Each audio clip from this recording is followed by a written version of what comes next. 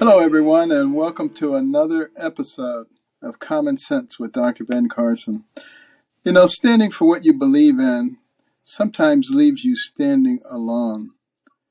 And there are a lot of people who just won't stand for what they believe in. They much rather stand in the corner with their head down and hope no one calls them a nasty name. But is that really the best way to lead life? And, you know, I've certainly been there. And had people attacking me and calling me race traitor and all kinds of horrible things. But, you know, what I've found is when you put your trust in God, you really don't have to worry so much about those people. You just have to, one person you have to please, and it makes life so much easier. Well, everyone, welcome to Common Sense. And I'm here today with a very special guest, Jonathan Issac. Those of you who are NBA basketball fans already know who he is.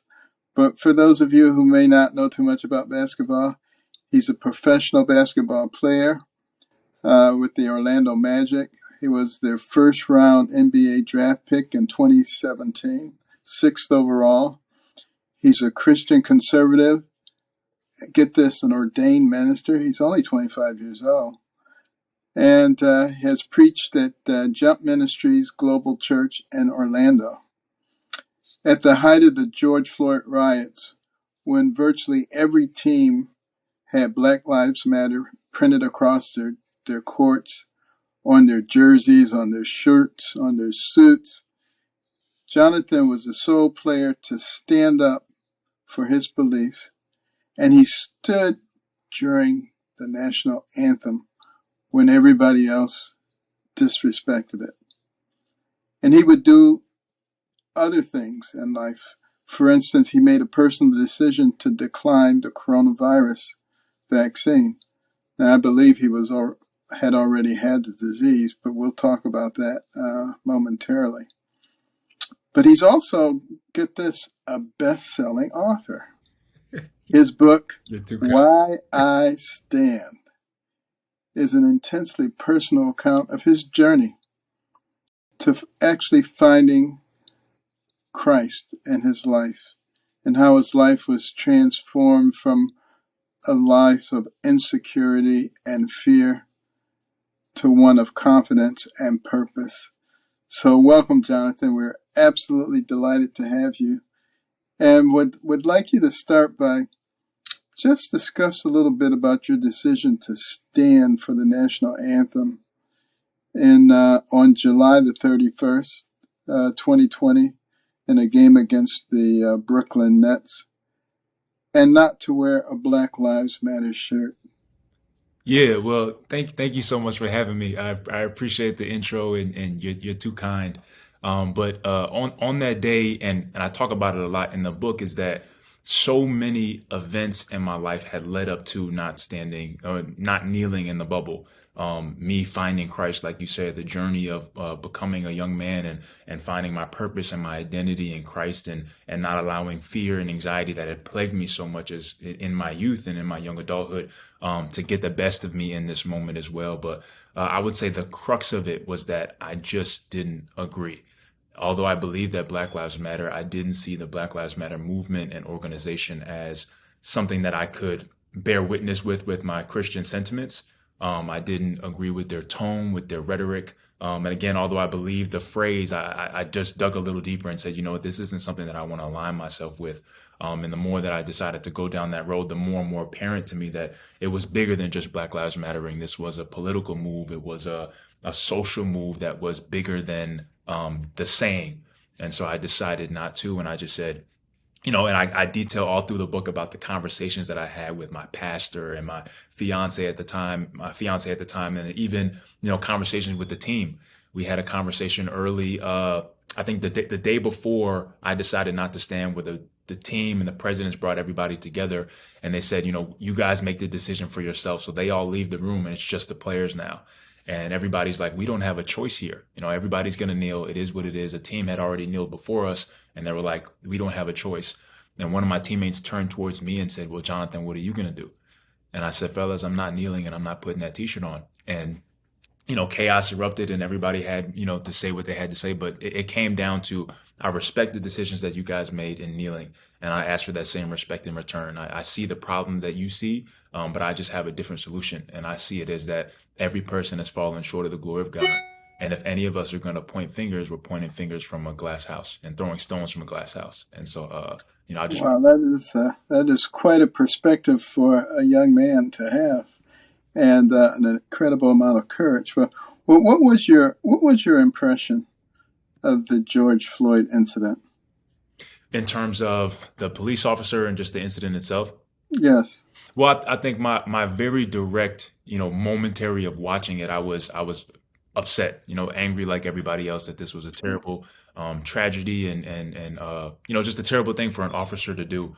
And so I wasn't necessarily of the camp of people dissecting, what was George Floyd on and what was the officer's knee in the right place or all that stuff. I just said, you know what, this looks like a situation that is bad on the police officer, and I'm okay with saying that. And so I did feel that I was wrong for Derek Chauvin to have his knee on, George Floyd for that long, and that's kind of what I rode with.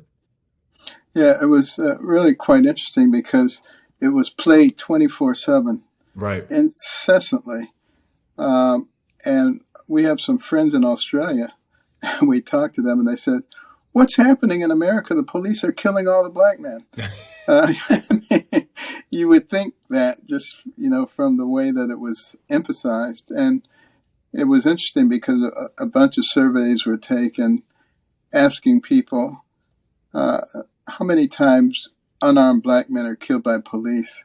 And the numbers were astonishing that people came up with, in the hundreds, sometimes 1,000 or more. But that conservative bastion of thought, the Washington Post, actually said it is less than 24 Mm, in a year's time, with more than 55 million police civilian encounters. hmm So it's actually quite unusual. But whenever it occurs, it's just played up to a point where you would think it was a common occurrence. Now, any death is a tragedy. Right. And one of the things that I talk about a lot is, maybe with all the technology we have these days, there are some other things that the police can use. There's something called bolo wrap. I don't know if you've heard of that, but Oh. it's a gun. You shoot it, and out comes these Kevlar twines, and they wrap you up like a spider web almost instantly. So, in the case of the young man in Atlanta who was sleeping and got out of the car and ended up running away from the police, and they shot him and killed him, hmm with a bolo wrap, there's no reason that he would have had to die. hmm And, it would be nice if we spent a little more time talking about what are some of the things we can do to prevent these incidents. Those riots that occurred after that point in time destroyed the livelihood of a lot of people who worked all their lives to create these things.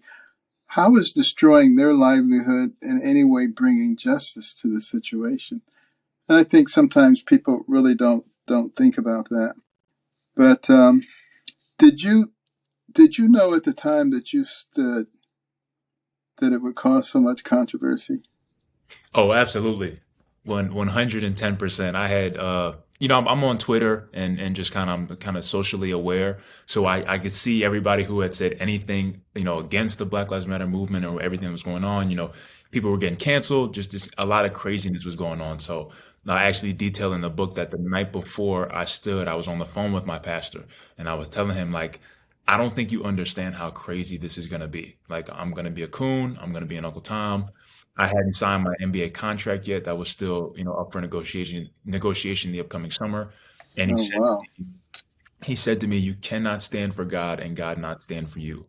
And that's when I was like, "Look, obviously we're going for it." But I knew full well that this was going to be something that was going to cause a lot of backlash. People weren't going to be willing to hear me out. There would be a section of people who praised what I did, for their own reasons, and there would be a group of people who, hated what I did for their own reasons. But Well, what was it like in the locker room that after the game? after the game was fine, I had went straight to do, my interview, the viral interview about me saying why I did what I did. It was the next day we had practice, and we were coming back from practice. We were on the bus headed back to the hotel, and I got a text message to my phone, and it said players meeting only, when we get back to the hotel. And so we get back to the hotel, and one of my teammates bumped me like, "Hey, this is about you. Just giving you a heads up." So we get to the players only meeting, and there were guys on our team that were extremely impassioned about the Black Lives Matter movement, and they had every right to be. They kind of were full into it. They went to the the all the showings and the protests and everything. They went to it all. And so certain guys were highly upset about me doing what I did, and they let me have it in terms of like me hijacking the movement and making it about me. But the sentiment from me was the same. Like, look, guys, I see the same thing that you see. I see what happened to George Floyd. I just have a different solution than you. To me, an organization, a president, a political aisle does not change the hearts of men, and that's what truly has to change. And that's why I referenced the gospel being the thing that can truly change the heart of a man. And so that Mm. was my solution, and we kind of left it at that. Well, what about your family and your fiance? What how did they respond? Fiance is ride or die. She's my wife now. She's actually pregnant right now. We're having a Oh, congratulations! little girl coming up here soon. But no, she stuck with me, and I had a phone call with her the same night before I stood, and she said she's standing with me. And so I have a great church family, a great family. First of all, that were all supportive and were sticking with me. That is so important to have that foundation. You know, throughout all the controversies that I've ever had in life, my wife has always been right there, right by my side, probably advocating whatever it is more than I do. Right, but to that point is because she knows you, right? So somebody who hears your point of view is only going off of your point of view, and they can attach any nefarious, ideal to why you did what you did. But somebody who knows you and your intentions and why you're going about things the way you are, can see it from really the true perspective. Exactly. Now, was your standing for the anthem not only your standing a manifestation of your love for America, but an affirmation that Jesus Christ is the answer for the problems that we face? Yeah, absolutely. So twofold. I'm not, abashed to say like I love America. I love being able to play the game that I love in the place that I play it. And I think about America quite often. Like my pastor talks about us as humans, and he says we haven't done everything right, but we haven't done everything wrong either.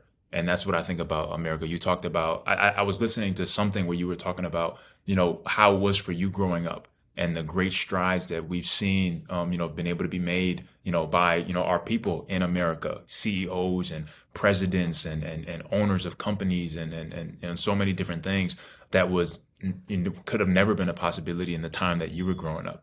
And so, I know America's history and it's not a great one, but at the same time, you have to give it to America for making the strides that it has, that's on white and black people alike. And so, yeah, so that was a part of it. But then at the same time, like you said, the true crux of it was me saying, I believe that Jesus Christ is the answer for the problems that we see in the world because he's been the answer for me.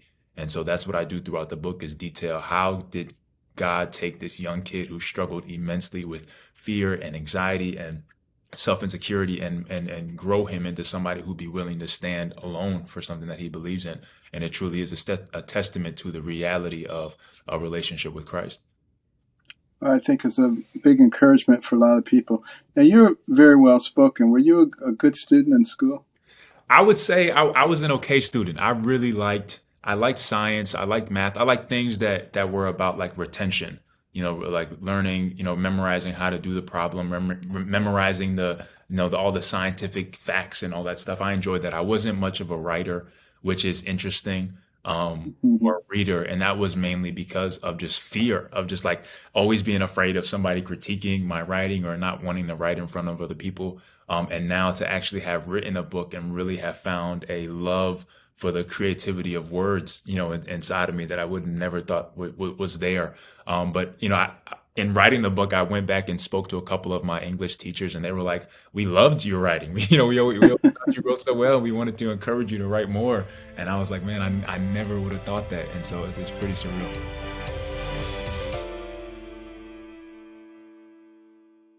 When did real faith come to you? I grew up like you did in a Christian home. And, I could say all the standard Bible verses and stuff like that. But for me, God didn't really become real to me until I was a teenager Mm. and I almost stabbed someone. And they had a belt buckle on it, a knife blade struck that and broke. But my life would have been very different had it not been for that. And, Wow. I came to understand that my angry outbursts were about me because I was selfish. It was always about me, my, and I. And if I could step outside of the circle, I wouldn't be angry anymore. Wow. And God brought that to me, and it changed my life completely. When did that change for you come? Well, it changed for me was when God had it, and I talk about it all throughout the book. It really is a really crazy story. So to go through it all is difficult. But when I got drafted to the NBA, I was living my life. I was doing my thing. I was having fun doing it. Like you, I grew up in a Christian household, but it was just traditional for me. It wasn't something that was tangible or real, or I didn't have an in-depth understanding of who God was or that he wanted to have a relationship with me for my betterment. It wasn't just about taking away my fun and not letting me do what all the other kids were doing. It was because he had a plan and purpose for my life. And if I could align myself with him, then I would truly get what I truly want. And so that was brought to me through meeting a pastor who is my pastor today. And I detail the story of us, coming together and meeting in my book. His name is Dr. Hepburn. I met him on an elevator, and I didn't know he was a pastor, and he didn't know I was in the NBA. And he said to me on the elevator, "I can tell you how to be great." Now, this is while I'm dealing with all the things that I'm dealing with behind the scenes. I'm still struggling with fear and anxiety, even though I'm an NBA basketball player. I talk about that a lot in the book. I was on anxiety medication while I was at Florida State. I was the number one player in the state of Florida on anxiety medication, and nobody knew. But one coach, one trainer, my family didn't know, my friends didn't know. But all because I'm struggling with this idea that I have to live up to being the big man on campus and lead this team to greatness. And so I meet this guy on the elevator, and he says to me, "I can tell you how to be great." And I say, "How?" And he says, "You have to know Jesus." And I'm like, "Man, well, I know Jesus. I know me and Jesus are tight. You know what I'm saying? That everybody's a Christian today. But I didn't know Christ in a way that was tangible. And God had completely flipped my life upside down after that, after that conversation where he really just aligned the pieces and coincidences where I'm saying, oh my gosh, God is real. And I began to be discipled by this pastor, Dr. Duran Hepburn, and he started to teach me about the love of God and who God is. And I always tell all the young people that I talk to today, I say, look, God wasn't trying to take something away from me. And that's what everybody thinks. God doesn't want you to have fun. God wants to, make you, square. But God was truly trying to get something to me. And as I began to walk down that road, my eyes are so open to it now that, writing a book, being married, about to have a daughter on the way would have never been in my plans had God not got control of my life. And now that I see that today, I'm like, man, I wish I did it sooner. Yeah. And so now I have a tangible, real, daily relationship with Christ that I didn't know really existed. So yeah. I suspect your fellow NBA players are probably not all that anxious to hear about God. Is it true that there's a lot of avarice, greed, selfishness in professional sports? I would say yes, and I would say not from the standpoint on picking on anybody. Is if you have humans anywhere who have the degree of access to excess that we professional players have, the money, the status, the fame, you're gonna find all of these things that come a part of our human nature, and you see them more enhanced on a level of when you're able to do what you want to do, get what you want to get, and go where you want to go. And so it is a tough place to try to be, try to walk with Christ, but it is possible. And so I continue to just want to be that light and show that you can, have a relationship with God and be famous and, and have wealth and all that. Have some other NBA players reached out to you in a supportive way? Oh yeah, absolutely. Like from the time that I stood and then leading on to the vaccine, I've had countless conversations with guys who, have said, they agree with me, Christian players that, I agree with what you did. It was just really tough for me. And I ended up deciding to kneel. Even from other sports, soccer players, football players that I've had conversations with. And then when it comes to the vaccine, I've had, teammates say, man, if they try to do that again, I'm doing what you did. I'm not taking it. And so yeah. Wow.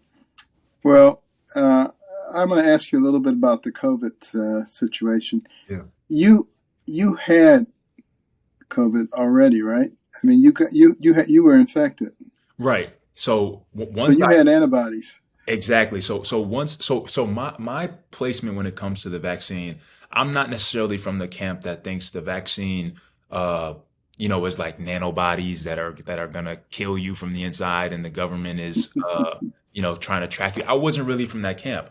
I was from the camp that look, it's a vaccine and vaccines have a job. And I think that it should be everyone's free decision choice to get this vaccine or not, especially once you look at the nature of COVID, its survival rate, the fact that, people had been infected with it already and have antibodies. I think when you look at the entire overcast of COVID, it should be the easy answer to say, okay, this should be everyone's choice to take this vaccine or not. I can understand if it was, you know, measles or like, just something that's obviously a lot worse. And then you throw in children and all that stuff. So I just thought from the jump, it should have been something that should have been, people's individual choice. And then especially when I looked at myself and said, look, I'm young, I'm healthy, I had COVID already. I don't see the wisdom in putting something into my body where I could have an adverse reaction. Not saying that I would, but I could have, and then still catch the virus afterwards anyway, like so many people did even after they got the vaccine. And so Yeah. that was pretty much where I was coming from. Well, basically, you were following the science. We've known for hundreds of years about uh, antibody formation after contact with an antigen, Mm. and that it is an extremely effective method of preventing further infection. And you were just following that science. But it's kind of interesting how cancel culture has grown significantly around the COVID issue, Yeah. particularly in medical field. And a lot of doctors and nurses lost their positions because of the exact same thing that you just spoke of. They had had it already. They knew the impact of antibodies and how that was protective, and they didn't feel a need to take something else that might, in fact, interfere with their immune system. Mm. And, you know, you can sort of spread that to almost anything these days. Anything that they don't want you to talk, it becomes immediately taboo. And if you talk about it or you act on it, you get canceled. And Right. that is actually a very dangerous trend. And it kind of is what precedes totalitarianism. And it's something that I think we all need to be aware of and stop being afraid and be willing to stand up. So the way that you have been able to stand up is a tremendous example, I think, for a lot of people. And you cannot be the land of the free if you're not in the home of the brave. That's a great point. For me, it just they've made it so difficult to have conversations to where if you hold a certain viewpoint, you're automatically lumped into this tribe of, racist, xenophobic, all these different terms that they have. If you even walk the line of holding a different view, where now it's like we don't have to hear you out, we don't have to have a conversation with you. You're a COVID, you're a vaccine, you're an anti-vaxxer, COVID denier. There's no need to have a conversation with you. Where what I've been trying to do is give people the courage to just say how they feel. And so when it came to the Black Lives Matter movement, when it came to the vaccine, I just said what I believed and what I thought was on my mind. And I put it out there and allowed people to engage with it in the way that they wanted to. Yes, there were the group that said, he's an anti-vaxxer, don't listen to him. But there were so many people who said, this kid makes sense. And I agree with him.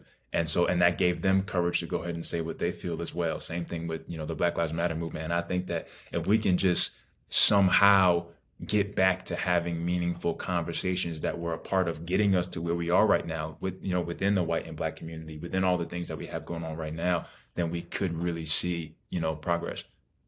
Yeah, that's so important. And, do you think a lot of the people that you were having discussions with regarding Black Lives Matter actually knew what they stood for, actually went to their website, saw their Marxist orientation, knew about their thoughts about fatherhood and families? And I wonder if they actually were aware of those things, or were they just going on the basis of the name Black Lives Matters, which sounds good, and I think we all would agree that they do matter. But when you look underneath and you see some of the other stuff, maybe not. Right, and even to the point of some of the things that we've seen come out later on and around these times about the way that they managed money and handled it. At the end of the day, we are all human, and then put in a position to have all of that money coming to you, all of that power for the moment, and they didn't handle it correctly.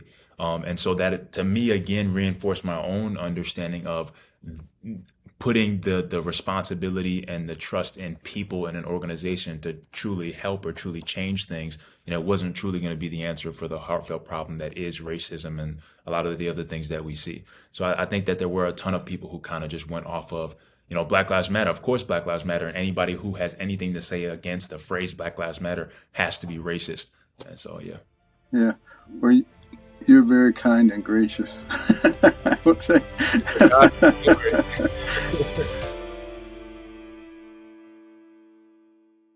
You've been involved in so many programs to help youngsters, to help hungry people, to help all kinds of people. Where did that come from? Honestly, that really comes from our church. So Jump Ministries Global Church that I go to here in Orlando. When I first got plugged in with them and started going there, and again, the pastor that I talked about, Dr. Deron Hepburn, is the lead bishop there.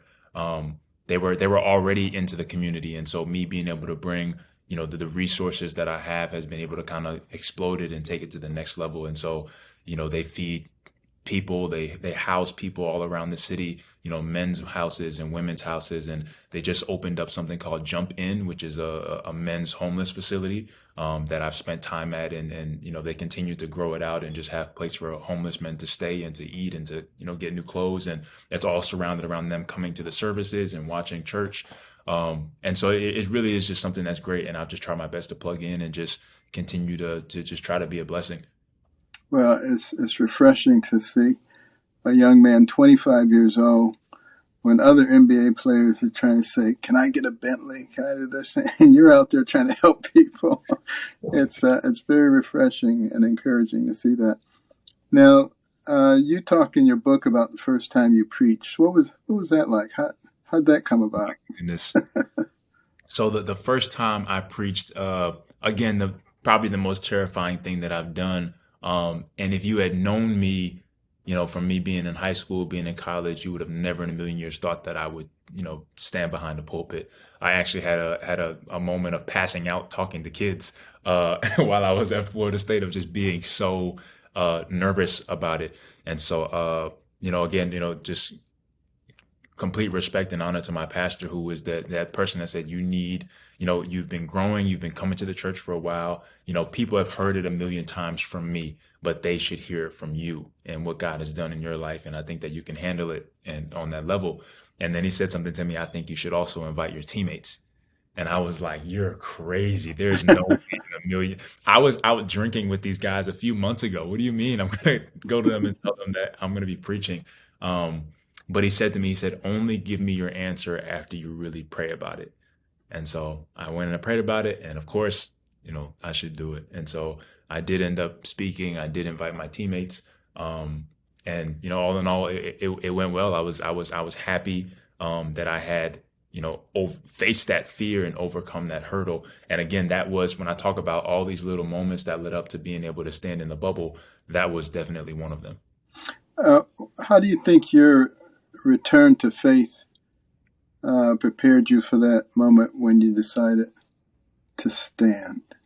Well, it was everything, because I was, you said it early on that it's about the audience of one, and when you truly have your trust in God, nothing else matters, and that's really what it came down to be. It's like, God, I feel like this is something that you're calling me to do. I know that people aren't going to agree with it, but my conviction is to do what you want me to do, and I'm putting all my trust in you.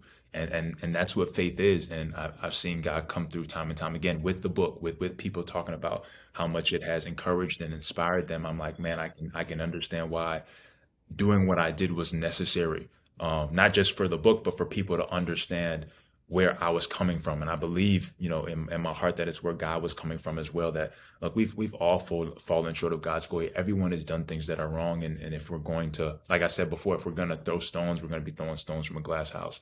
And if we could make a choice, a decision, a conscious decision to love each other the way that God loves us, which is in spite of our sin, in spite of our shortcomings, then we can have real progress. And so yeah, it was just about, God, I trust you. I want this to be, what you want it to be, your way, and I'm just kind of releasing it to you. Like I said, the contract wasn't signed yet. It was coming up in the summer. I knew that I was going to be called names. I knew what it was going to be, but I decided to do it anyway. But what advice do you have for people who are not courageous? Uh, the advice, and this is so interesting for me to say, because it's like I'm not coming from a place that's like I'm this courageous person. It's still a battle for me every day, and I have to continue to put my trust and my identity and find my courage in Christ, because without Christ, I'm not a courageous person. Without having that, His safety net to fall back on, I'm not a courageous person at all. But the advice that I would give is that courage is not the absence of fear. And that's what so many people believe, that if I feel any fear, then I'm not courageous, when that's not the truth. Every single decision that I've made, when it came to the vaccine, when it came to standing in the bubble, I was terrified, extremely terrified about what could happen or what would happen. But I did it because I trusted God, and I trusted that and to the point, it's like you only know God to be trustworthy when you trust Him. And so if God is this trustworthy God, the only way that you know Him to be trustworthy is if you give Him something to trust Him in.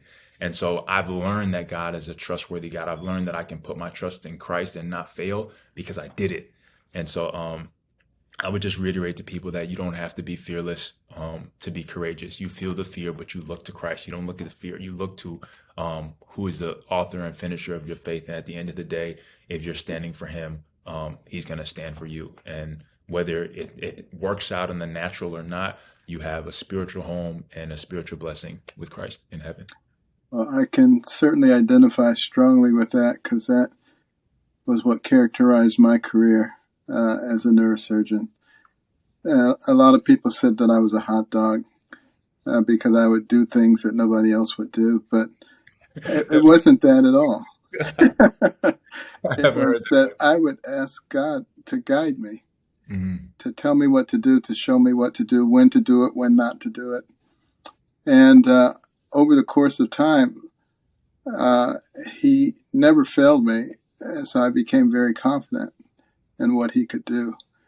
And, I would just recommend to people, stop for a moment and just look around you and look at your life and look at some of the things that have happened, not just bad things, but good things.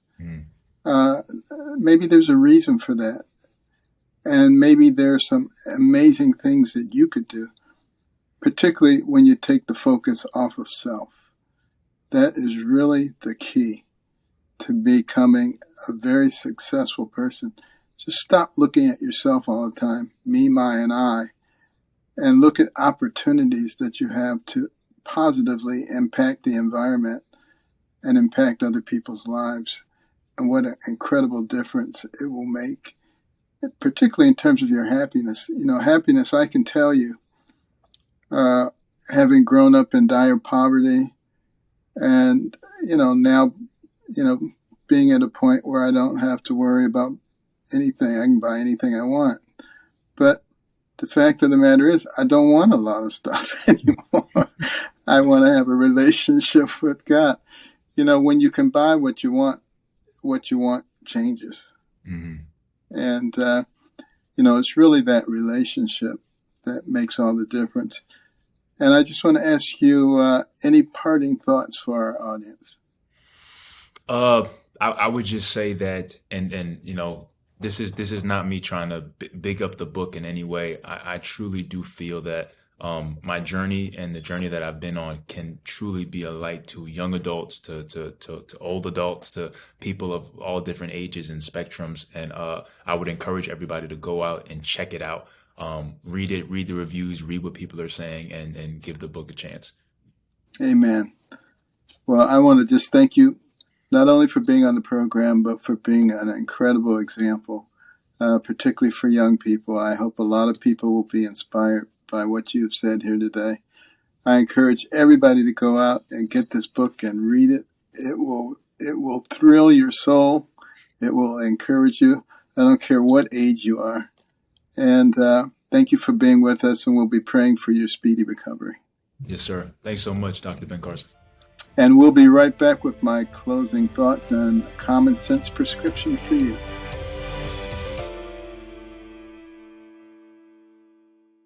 Well, I hope you all enjoyed that time with a phenomenal young man, Jonathan Issac, both on the basketball court and especially off the basketball court.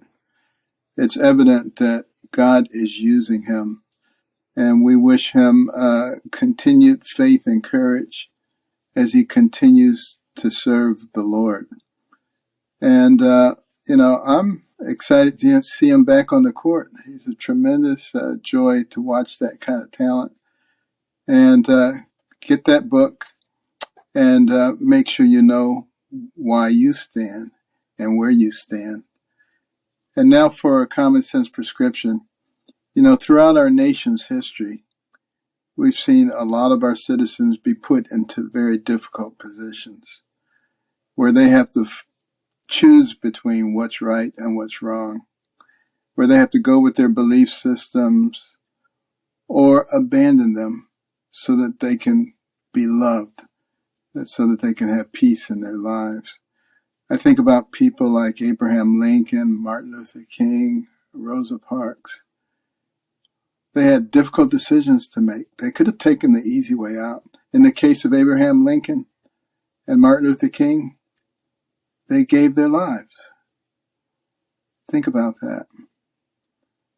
But think about the tremendous good that they did for our nation and for other people. Now, I'm not asking you to go out there and give your life necessarily, but I am asking you to think carefully about those things that you can do. Think about what's right and what's wrong, as opposed to what everybody else is doing. And try at some point during this week to consciously make a decision that you know is right, that may not make you popular. See if you have the courage to do that. Because once you start doing it, it becomes a lot easier to continue to do it. Now, our guest today is a celebrity, and that brought his story to light. A lot of us know people like him, or maybe are people like him, but are not celebrities, and our stories are not likely to come to light, but they're just as important. And I'd like you to, if you know of those stories, send them to us. ben@americancornerstone.org. We may read some of those stories on one of our future broadcasts. And that's it for this week. Please subscribe for free. Apple Podcasts, Stitcher, Spotify, wherever you get your podcasts. Make sure you don't miss any. Review us. Tell your friends and neighbors and everybody you know, because we need to spread common sense in our country. And until next week, remember the cornerstone principles: faith, liberty, community, and life. See you next week.